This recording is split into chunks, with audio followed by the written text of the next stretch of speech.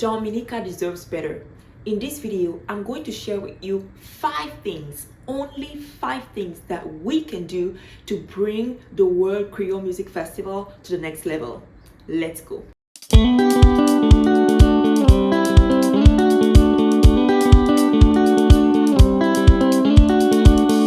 and welcome back. My name is Clementine Fana, but you can call me Dr. Clem, and I teach busy people like you how to find remote work using the skills that you have. If you want to be part of this amazing adventure, make sure that you are subscribed and turn on your post notifications so you don't miss a beat. I also share my travel adventures wherever I go, including everything that is happening in Dominica in terms of festivities, things to do, and places to go. So if you want to be part of all my travel adventures, make sure that you also subscribe and turn on your post notifications. Speaking of subscribe, we just hit a major milestone and we have 1,000 people as part of this community. So I wanted to thank you particularly for being there, for watching the videos, for sharing, for liking, for commenting, and for subscribing. In Dominica, we just concluded the World Creole Music Festival, which made its major return this year 2022 after a 2-year hiatus due to the pandemic. As you know, organizing a festival of this magnitude has a lot of work, a lot of commitment, a lot of investments coming through, because the World Creole Music Festival for Dominica and for the Caribbean region by extension is a major tourism product. I want to focus on the first part of this video on pointing out the things that work well, in my opinion, the things that went great, and the things that we should continue doing before we can move on to seeing what we can improve. The first thing that I think went great was the lineup. Every single night seemed to have a specific theme. So there was a night where, depending on what vibe you wanted to feel, you could decide to come on one night or the other. In general, I felt like the lineup was great. I felt like we had a great representation of the regional artists. I particularly loved on night 1, Kes the band was just amazing. I feel like personally we could bring them as often as we need to, because they will always deliver. They will always be a great value for investment. I feel like on night 2, the lineup was great as well, with a lot of the Haitian bands, the cadence, the zouk, the compa and stuff. So I think there was a great mix for different people based on what their preferences were. I also felt like on night 3 the lineup was excellent. Like Patrice Robert just mashed up the stage with soca. We had Burna Boy, which was the headliner of the festival, as we always have or tend to have an Afrobeat artist headlining the festival. So I feel personally that the lineup was really good. It was well balanced across all the nights, and we could get a variety based on our different preferences. Now, speaking on the lineup, I also loved the fact that there was a wider and a bigger pool of local artists. I think for me that was what made it even more special, this festival. The World Creole Music Festival is for the world, is for the Caribbean region, but it's also for Dominica. And I think that it's really, really a good thing that we were intentional about pushing local and locally based artists first, or at least pushing them as much as they could. So this year we had 10 local acts on the lineup, which, based on what I have read and the research that I have done, is the most we have ever had in any World Creole Music Festival. In addition, we also want to keep in mind the fact that in as much as the festival is ours, we want to push our own artists, because it gives them the opportunity to be able to be exposed to a wider and an international audience. Remember that people from across the Caribbean and even from across the world are now traveling to Dominica for the World Creole Music Festival. We have diaspora members coming from the UK, from the US, from Canada. We also have them traveling with their families, with their friends. So you really want to make sure that the local artists, in addition to the people who are coming, also get that international, regional and international press coverage. The second thing that I loved about this year's World Creole Music Festival in Dominica was the fact that the marketing was on point. And I felt like for somebody who is based overseas, I was able to actually follow along and see what is going on. So big up to the DDA and the DFC teams for making that happen. The live streams were on point. I could follow all the events that were like before the festival. I could follow them. I could attend as if I was in person. I was attending virtually. So I feel this was a great way to really keep the overseas community engaged, and to create a lot of buzz and a lot of excitement around the festival. Forecourt performances. Now, I know that a lot of times when we talk about the World Creole Music Festival, we tend to really push a lot of the main act, which makes sense because it's the main court.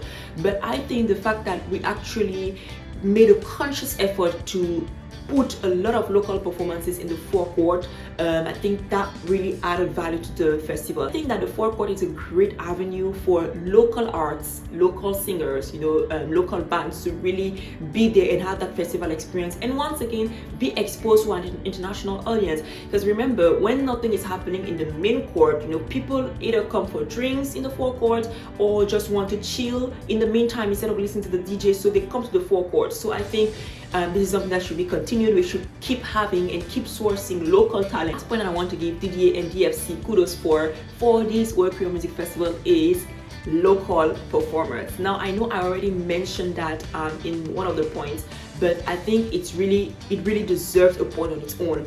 I absolutely appreciate it, and I think a lot of Dominicans, both on site and in diaspora, appreciated the fact that we had 10 local bands or local performers. I want to give a special shout out to all the local acts that were both on the main stage and the Forecourt, with a specific emphasis on those who were on the main stage. I think they did tremendously well in representing Dominica. I mean, every single local performance was stellar. I feel like they put in the work, they came ready, they did I could just, when you watch the local performances, like the different bands, you could feel preparation, you could feel enthusiasm, you could feel excitement, and I don't know, as a Dominican by adoption, I felt really proud, and I think that every single World Creole Music Festival, we should be aiming at having as many local acts, and if not for next year, more. I want to propose 5 points on which we can improve, and by we I mean the organizers, but also there is one specific point that I think anyone in Dominica can improve on, so you want to make sure that you stay till the end of this video.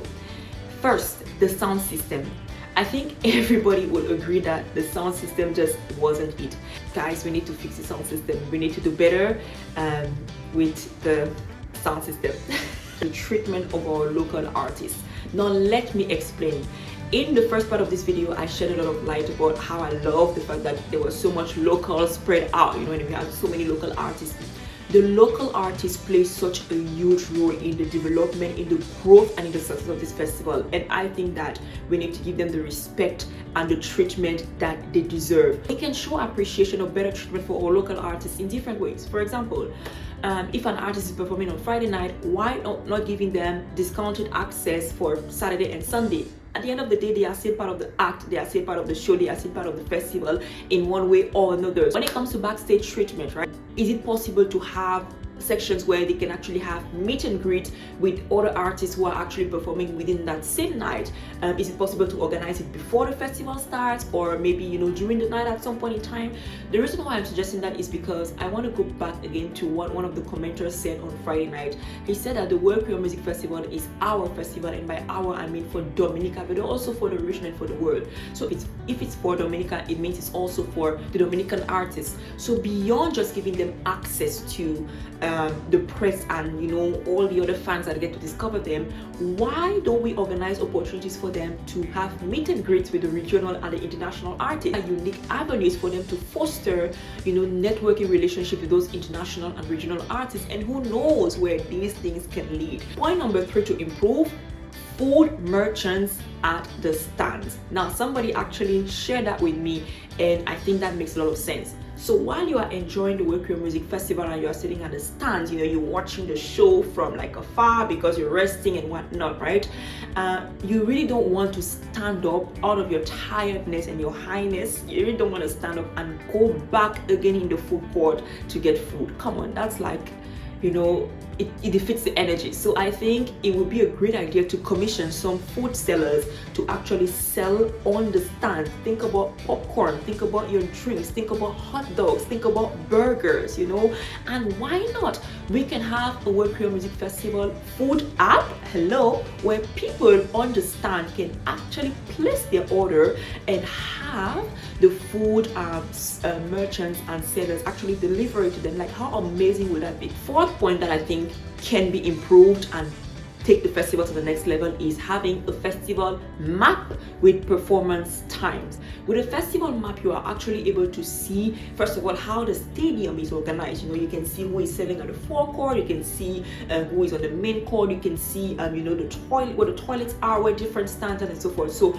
for somebody who is not necessarily from Dominica, which is like most of the people who are coming to the festival, it really helps to orient yourself without having to need the help of a local. So having a timeline of performances on the festival map will actually help people to better organize themselves ahead of time and know when they can come to see their favorite artist.